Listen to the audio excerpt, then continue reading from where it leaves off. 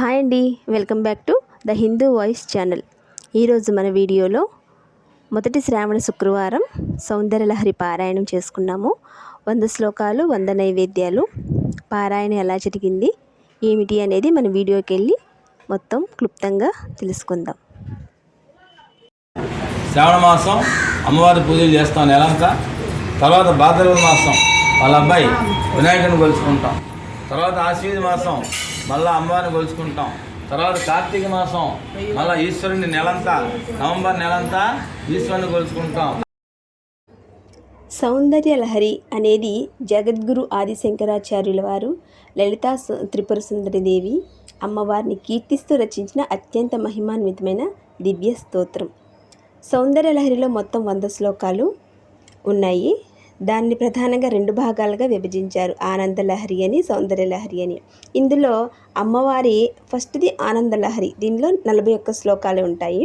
అమ్మవారి దేవి తత్వాన్ని, రహస్యాన్ని, శ్రీచక్ర పూజా విధానం, కుండలికి శక్తి మరియు ఆధ్యాత్మిక ఆనందం గురించి వివరించబడుతుంది. అలాగే 42 నుంచి 100 వరకు శ్లోకాల్లో శంకరాచార్యుల వారు అమ్మవారు శిరస్సు నుండి పాదాల వరకు గల అద్భుతమైన దివ్య సౌందర్యాన్ని అత్యంత రమణీయంగా వర్ణించారు.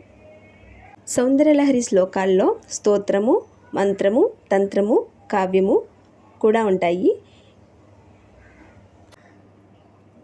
సౌందర్యలహరి శ్లోకాల్లో ఒక్కో శ్లోకానికి ఒక్కొక్క విశిష్ట శక్తి మరియు యంత్రం ఉంటాయి. మనశ్శాంతి, సకల జ్ఞానం లభిస్తాయి. రోగాలు, భయాలు మరియు దారిద్ర్యాలన్నీ తొలగిపోతాయి. కుటుంబంలో ఆనందం, సంపద మరియు అమ్మవారి పరిపూర్ణ అనుగ్రహం మన మీద ఎల్లప్పుడూ ఉంటుంది. ఇప్పుడు ఈ శ్లోకాలు ఎలా వచ్చాయనేది చిన్న కథ మనం తెలుసుకుందాం. కైలాస యాత్ర. ఆదిశంకరాచార్యుల వారు ఒకసారి పరమశివుణ్ణి, పార్వతీదేవిని దర్శించుకోవడానికి కైలాసానికి వెళ్ళారు. అక్కడ శంకరాచార్యుల వారి భక్తికి ప్రసన్నుడైన పరమశివుడు అమ్మవారి మహిమలను వివరించే ఒక దివ్య గ్రంథాన్ని ఆయనకు బహుమతిగా ఇచ్చాడు. శంకరాచార్యుల వారు ఆ గ్రంథంతో కైలాసం నుండి కిందికి వస్తుండగా శివుని వాహనమైన నంది ఆ దివ్య రహస్యాలు భూలోకానికి వెళ్ళకూడదని ఆగ్రహించి శంకరాచార్యుల వారి చేతిలో ఉన్న గ్రంథాన్ని లాక్కోవడానికి ప్రయత్నించాడు.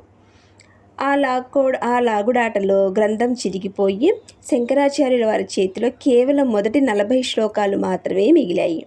తీవ్ర విచారంతో ఉన్న శంకరుడికి అమ్మవారే స్వయంగా దర్శనమిచ్చి మిగిలిన భాగాలను పూరించమని ఆదేశించింది.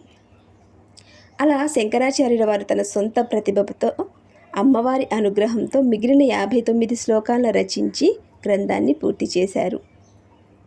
సౌందర్యలహరి కేవలం శ్లోకాల పుస్తకమే కాదండి, ఇది శ్రీ విద్యోపాసకులకు మూల స్తంభం కూడా.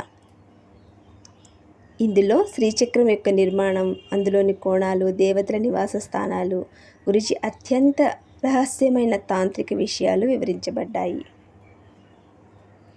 ఇదిగోండి, మా పూజ అయితే ఇక్కడ అయిపోయింది. పారాయణ చేసేసిన తర్వాత లాస్ట్కి అమ్మవారికి హారతి అయితే మేము సమర్పిస్తున్నాము.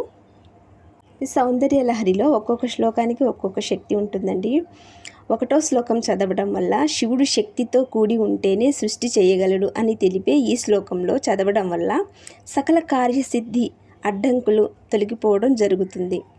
12వ శ్లోకం అమ్మవారి అద్భుత రూపాన్ని వర్ణించే ఈ శ్లోకం చదవటం వల్ల వాక్శుద్ధి లభిస్తుంది. మూగతనం లేదా మాటలు తడబడిన వంటి సమస్యలు కూడా తొలగిపోతాయట. 27వ శ్లోకం చదవటం వల్ల మనం చేసే ప్రతి పనిని అమ్మవారి పూజలాగా ఎలా మార్చుకోవాలో ఈ శ్లోకం చెబుతుంది. దీనివల్ల ఆత్మజ్ఞానం సిద్ధిస్తుంది.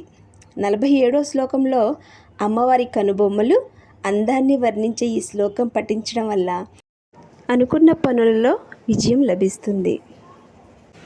మా పారాయణ అయితే మొత్తం పూర్తయిపోయిందండి. మేము తీసుకొచ్చిన ప్రసాదాలు అమ్మవారికి నివేదించి ఆ ప్రసాదాన్ని మేము స్వీకరిస్తున్నాము.